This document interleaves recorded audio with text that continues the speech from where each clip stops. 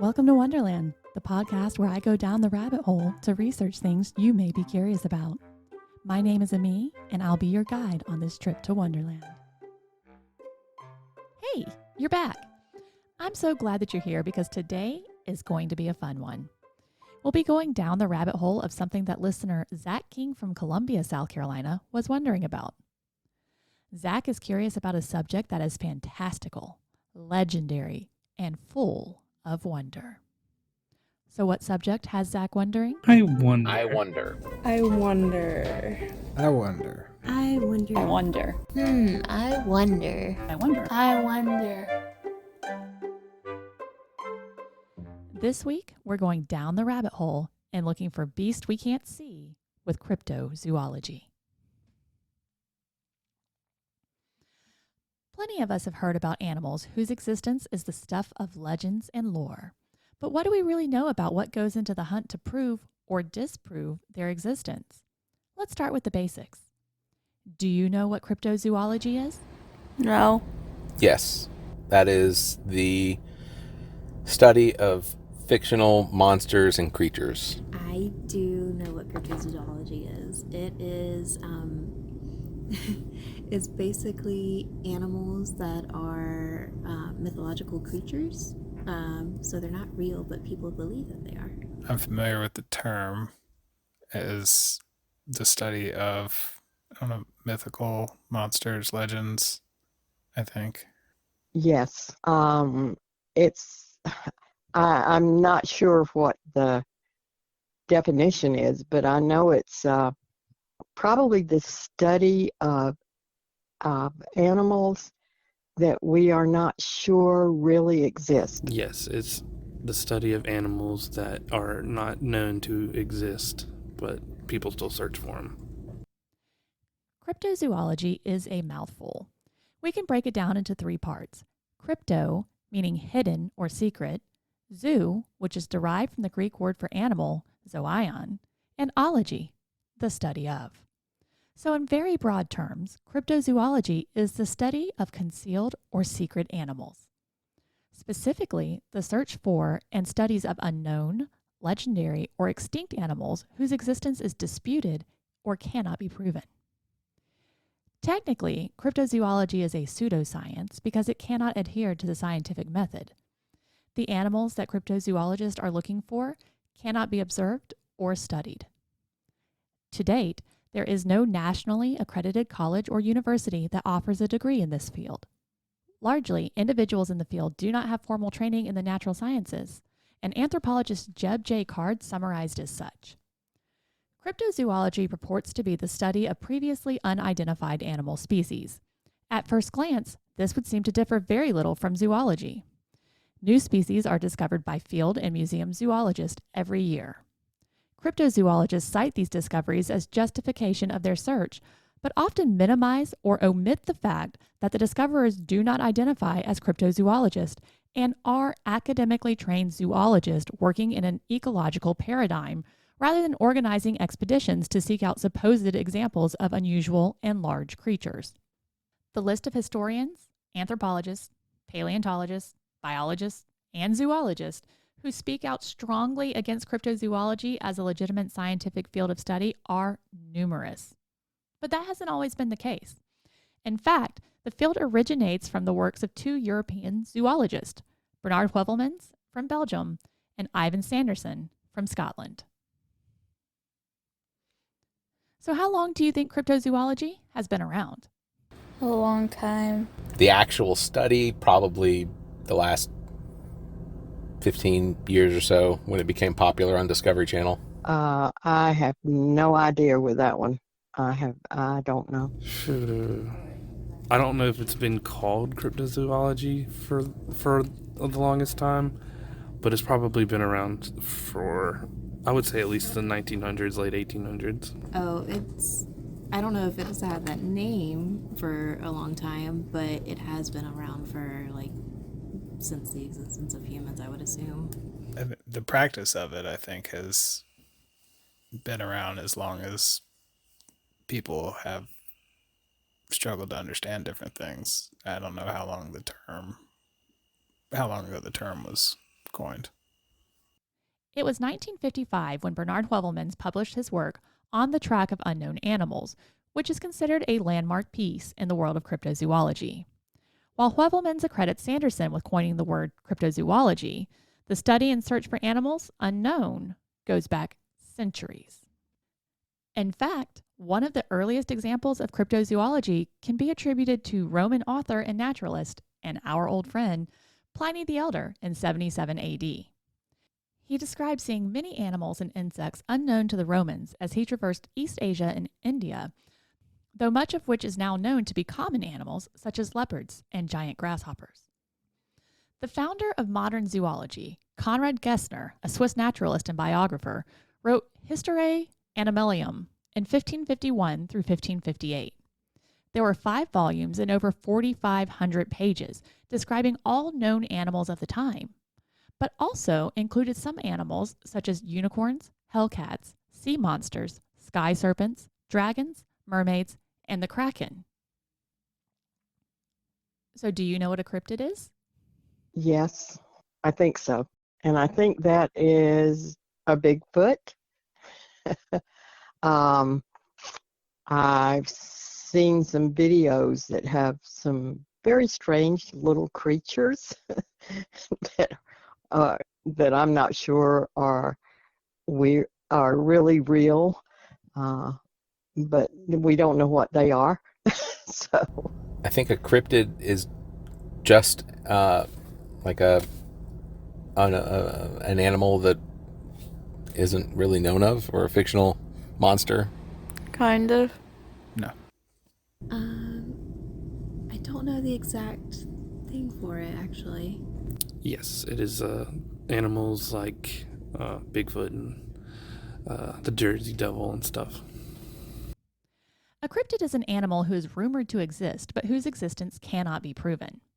The term cryptid was coined in 1983 by cryptozoologist J.E. Wall in an International Society of Cryptozoology newsletter. According to Wall, it had, quote, been suggested that new terms be coined to replace sensational and often misleading terms like monster. My suggestion is cryptid, meaning a living thing having the quality of being hidden or unknown, describing those creatures which are, or may be, subjects of cryptozoological investigations. His fellow cryptozoologist agreed, and the term is widely utilized as a preferred term by the community still today. Can you name some animals that there are legends or folklore about, but whose existence isn't proven? Yes. Technically, like, there's a lot. Bigfoot or Sasquatch, and that's mainly the one that I know or am fascinated by. The Yeti, Unicorns. Yetis. I know Mothman. Bigfoot, Loch Ness Monster, I know Bigfoot. the Jersey Devil. Loch Ness Monster. Bigfoot. The Lizard Man. Bigfoot. I think aliens count. I'm trying to think of the one that is from Mexico that I want to call Chupacabra. I believe that's right. There's a lot. The list is long, and everyone knows of some cryptid, whether they believe in them or not. In an effort to keep this podcast short and sweet, we aren't going to get into all of the cryptids out there, but let's talk about some of the fantastical creatures you may or may not have heard about before. Maybe the most well-known cryptid in America is Bigfoot. So what do you know about Bigfoot? What's the difference between Bigfoot and the Sasquatch? What about the Yeti? I know that he likes to hang out in the northwest area, I believe, and he is a big stinky fellow that doesn't want to be around anybody else. And what's the difference between Bigfoot and Sasquatch? For me, the name, that's it. And what about Yeti? Yetis are in Asia, and they live up on the tops of the mountains. The Yeti's in the snow in Asia. Bigfoot is supposed to be like around Washington State, but I think Bigfoot and Sasquatch are synonymous. Well, I think the difference is where they exist. Like if uh, if it's in the south, they can be slightly different from the ones in the northeast. And certainly the Yeti would be different because it's in a different country. A large ape-like man-shaped creature. In my head, Bigfoot is maybe a specific Sasquatch. I kind of lumped them together. And the Yeti lives up north and has white fur instead of brown fur. Bigfoot is a bipedal, large mammal that is believed to exist in forests. I don't know of a difference between Bigfoot and Sasquatch. The Yeti is believed to be in Middle Asia, like Nepal and the Himalayas. He is a kind of, I don't know where he was found, I forgot, but someone like told a story about him, and he prefers marshes and forests. And what's the difference between Bigfoot and Sasquatch? I don't know. What about the Yeti? Yeti? He's a tall Bigfoot. We can thank journalist Andrew Gonzalez, writer for the Humboldt Times in 1958, for the term Bigfoot. The article was describing mysterious large footprints found at a site in Northern California, which were human-like but 16 inches long. America became immediately entranced with the idea of Bigfoot, with a report of a Bigfoot sighting in every state except Hawaii logged with the Bigfoot Field Researchers Organization. Eventually, Bigfoot would be described as a large, muscular, hairy, bipedal, ape-like creature. Anecdotally, Bigfoot is typically cited as being 6 to 9 feet tall, with some reports indicating up to 15 feet tall.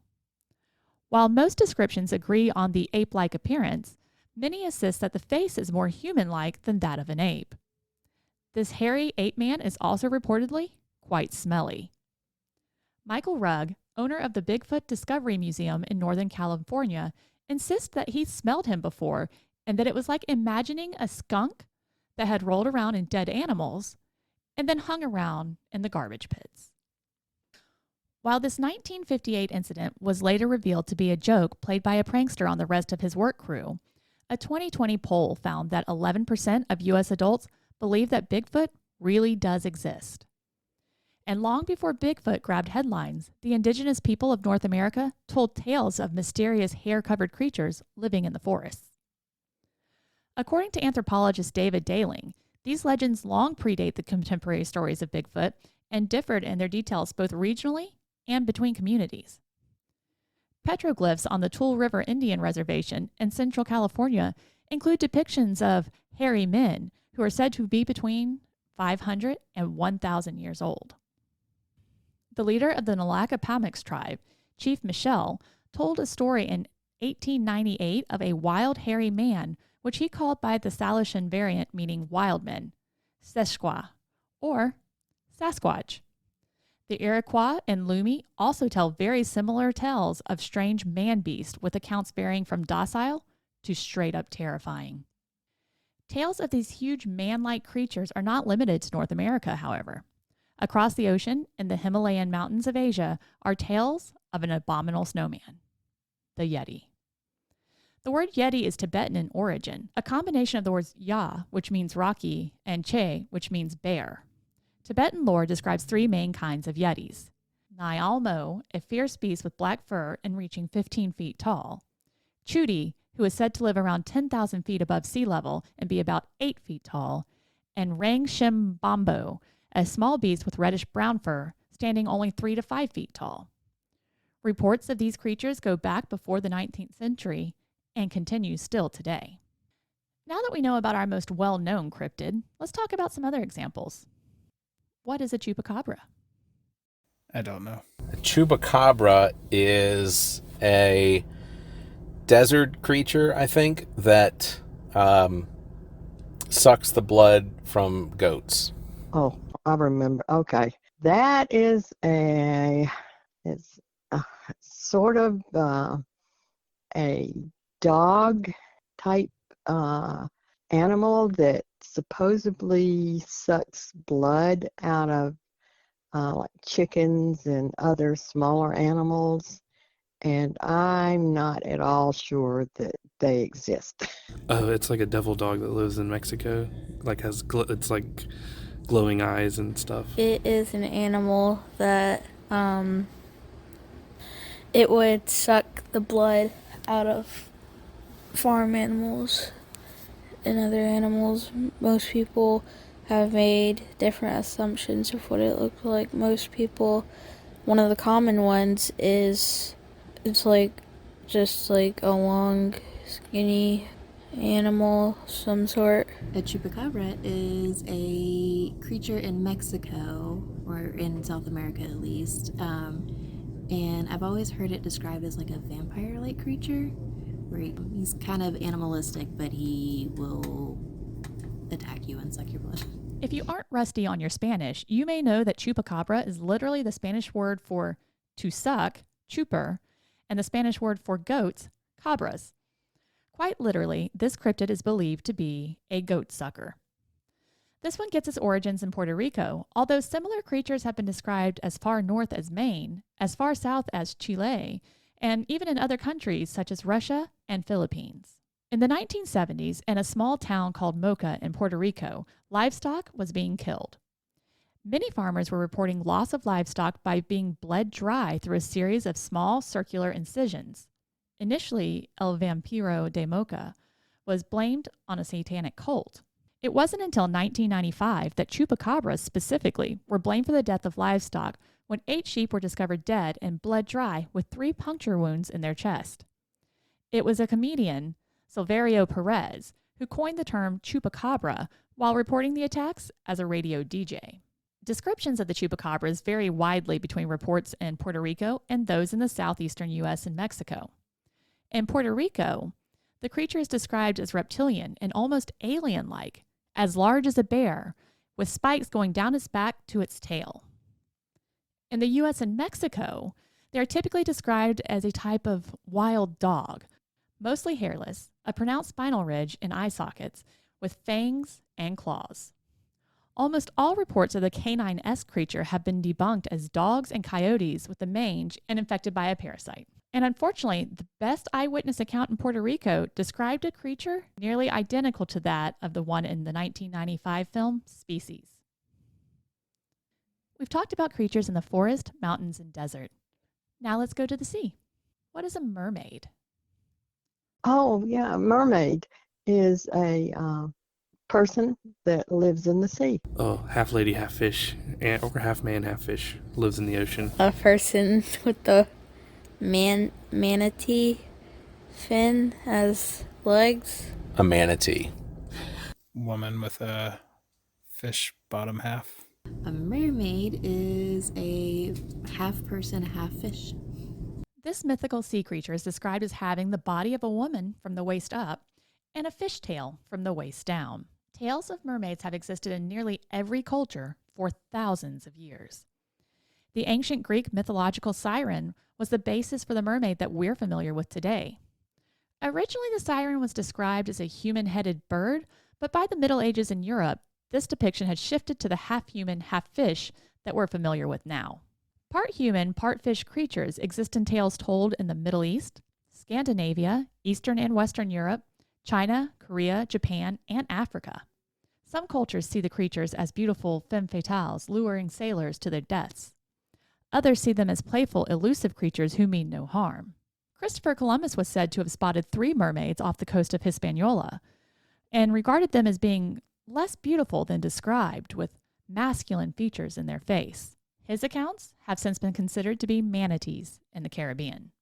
Even as recently as 2009, dozens of people reported seeing a mermaid leaping out of Haifa Bay in Israel. A $1 million reward was offered for proof of its existence, but none could be provided. In 2012, work on reservoirs in Zimbabwe halted when the workers refused to keep working due to a mermaid terrorizing them.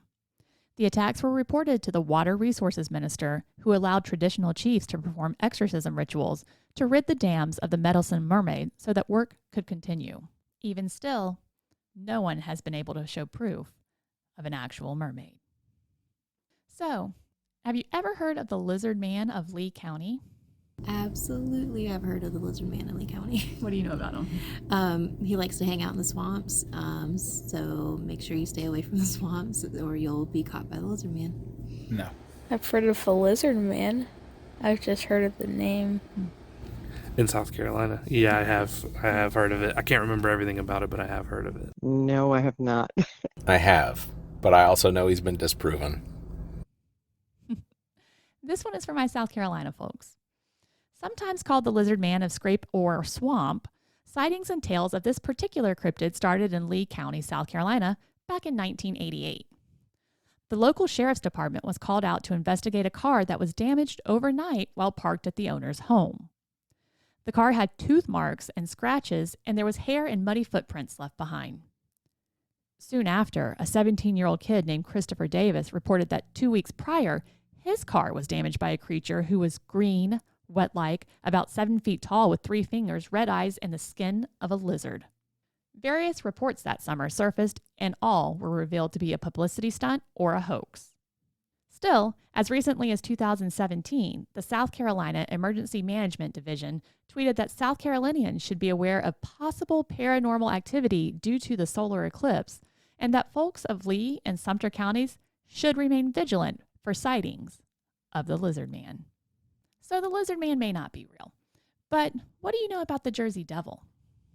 Jersey Devil is a large nocturnal winged creature that haunts or flies over and terrorizes people in the Pine Barrens. Red eyes, large leathery wings, kind of horned antlers on its head, biped. Yeah, so he's supposed to be like the spawn of a woman who made a deal with the devil, and then it was cursed to roam the woods of New Jersey, chasing people and stuff, and you could see him on the highway. This particular cryptid hails from southern New Jersey, as well as parts of Philadelphia. Originally referred to as Leeds Devil, this creature is usually described as a biped with hooves who flies, but there are several variations. The story of Leeds Devil originates in 1735 when a woman by the name of Jane Leeds, known as Mother Leeds, found out she was pregnant with her 13th child. She reportedly cursed the child and said it would be the devil. The night she went into labor, it was storming, and Mother Leeds gave birth to a normal child, who then changed into a hoofed creature with a goat's head, bat wings, and a forked tail. It growled and screamed as it beat everyone in the home with its tail before flying up the chimney and heading to the pined forest. By the end of the 1700s, the Leeds Devil had become the predominant ghost story of southern New Jersey. The modern depiction of the Jersey Devil became standard in the early 20th century when newspapers began reporting sightings of a creature with bat-like wings, a horse head, claws, and much like a dragon. The creature reportedly attacked a trolley and a social club. The news was so widespread and terrifying in the northeastern United States that schools as far away as Delaware were closed and workers stayed home. Tales of the Jersey Devil have been around for centuries, with many reported sightings, including from Commodore Stephen Decatur and Joseph Bonaparte, the older brother of Napoleon. In 1925, a farmer shot an unidentified animal that was trying to steal his chickens and photographed the corpse. Apparently, no one could identify the animal, and many speculated that it may be the Jersey Devil. The Jersey Devil has been blamed for failed crops, dry cows, loss of livestock, and droughts. Some people say he appears every 7 years. Others say his appearance is a foretelling of wartime, but there is no version where his appearance is anything but bad. What do you know about the Mothman?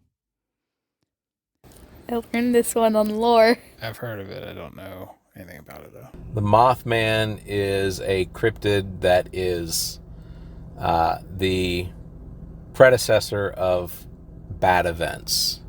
The Mothman was started as like just this 6-foot giant bird, man with wings with red eyes. Yes, I have. And I don't think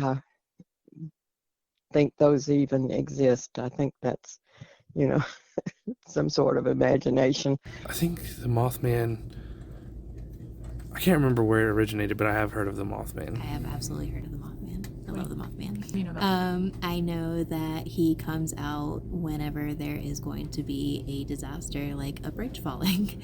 And he is a huge guy with big wings and glowing red eyes, and he screeches. A small town in West Virginia called Point Pleasant is where this particular cryptid originates. The Mothman is reported to be a large flying man with a huge wingspan and glowing red eyes. His existence was first reported to the police in November of 1966 when two young couples filed a report about being chased by a creature 6 to 7 feet tall with glowing red eyes. They said the creature did not run well, but flew as fast as their car, which they claimed reached speeds of up to 100 miles per hour. Following the police report, the local Point Pleasant Registry ran an article called "Couples See Man-Sized Bird, Creature, Something." The number of sightings would continue to increase after this article, and the Mothman was suddenly responsible for stealing pets, chasing cars, and lurking outside of residents' homes. Sometimes, a Mothman sighting is said to be a foretelling of something bad happening. People claim to have seen the Mothman prior to the Silver Bridge collapse in 1967, which resulted in the death of 46 people. Some people reported seeing him in Moscow in 1999 prior to the Russian apartment bombings. Some people believe that the Mothman is actually an alien, and many sightings coexist with UFO sightings. This modern-day cryptid has had novels and movies made about it and has given way to fascination with his existence even now into the 2020s. Point Pleasant holds an annual Mothman Festival that attracts more than 10,000 people yearly. Statues have been erected based on accounts of his appearance, but so far, no one has been able to capture this legendary cryptid. So we've talked some today about creatures whose existence seem impossible. But what are some animals who used to be considered folklore who are now substantiated by science? I don't know. I can't think of any. I'm sure there's plenty, though. Giant squid. There was the belief that giant squid was something that just terrorized sailors, and that at one point it was believed to just be a myth, but then turned out that we have them washing up on beaches in places like Japan. I actually don't know. The only thing that comes to mind is a giant squid. Oh, that's a good question. I don't know. The gorilla for sure.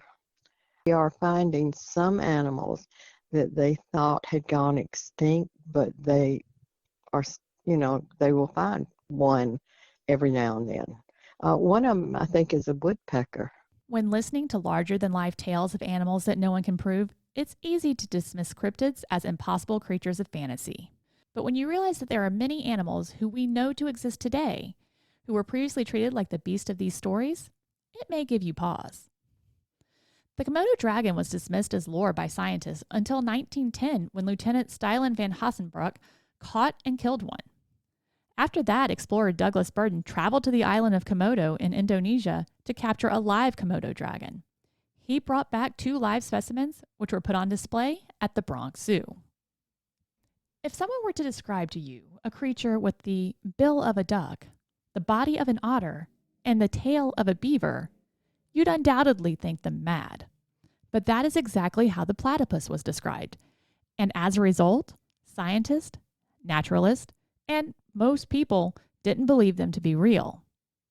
Even when a pelt was provided, skeptics believed it to be a hoax, including George Shaw, who took scissors to the pelt to try and find where it had been stitched together. Another creature that sounds like it sprang forth from the imagination, but who we now know to exist, is the okapi. This animal is a relative of the giraffe, but looks like a blend of an antelope, deer, donkey, and zebra. Sometimes called the African unicorn, this species wasn't officially declared until 1901, despite tales of its existence going back centuries before. One of the easiest animals to see the leap from cryptid is gorilla. Stories of large hairy beasts that looked and moved like a man, but weren't men, perpetuated in accounts of people visiting other lands, and were generally believed to be the hyperactive imagination of travelers, weary and in an unknown space. Gorillas, which we can now see in almost any zoo, weren't confirmed until 1847, and the first mountain gorilla wasn't confirmed until 1902. There are plenty of other animals that have been laughed off by the scientific community, only to be later proven to be real. The giant squid, a bondagezu, and even the kangaroo. There are animals who are believed to be extinct, then one day, someone sees one again. This gives rise to the cryptozoologist saying that the absence of proof is not the same as proof of absence of these creatures, which drives them to continue their searches for these extraordinary animals. So do you believe in the possibility of cryptids? No. None of them. I don't. I think it's very hard for me to wrap my head around there being ape-like creatures in the mountains of Appalachia or Arkansas that have somehow gone completely undetected, and we can't find any remnants of bones or settlements or anything like that. It seems very difficult to believe that nothing has come up. Yeah, baby. Yes. All of them. Yeah, absolutely. I want to believe that. No, not in specific. I want to believe in Mothman. I want Mothman to be real. I think that if they find them and they're no longer cryptids. So, yeah, I mean, no, I don't really think one exists. Besides, if aliens count, I do think they could exist. But other than that, no. Well, it's been proven that the earth and the ocean are extremely big, and there's going to be stuff that we just don't know about. There are, places on earth where humans have never even walked. So, plus it gives, it's gives you something to sort of look forward to. The world is a big place, with so much of it unknown to us. From the depths of the oceans, to the darkest forests, to the highest, most inhabitable mountains, there are certainly many places for creatures to exist without human interaction. Yes, cryptids sound like whimsy and fantasy, or like monster stories intended to keep children from being too careless. But whether or not to believe they exist, I don't know, but I certainly hope that people keep looking for proof. Thank you so much to Zach King for recommending today's topic. This one was a really fun topic for me to research and very hard to keep under 30 minutes. I hope you all enjoyed this little lesson in the world of cryptids and cryptozoology, and until next time, be safe, be kind, and stay curious. The Welcome to Wonderland podcast is copyrighted by Amii Bland and is part of the Barrett Gruber Entertainment Division. This podcast is recorded in the Maddie Johnson Podcast Studio at GOT Sound Studio in Columbia, South Carolina. Any thoughts or opinions expressed as part of this production are those of the host unless otherwise indicated. Subscribe to this podcast wherever you get your podcasts. Please like, follow, and share this podcast. Find us on Facebook at Welcome to Wonderland the Podcast and on Twitter at Wonderland_pod. To submit corrections, additional information, or request for episodes, please email the host at welcometowonderlandthepodcast@gmail.com.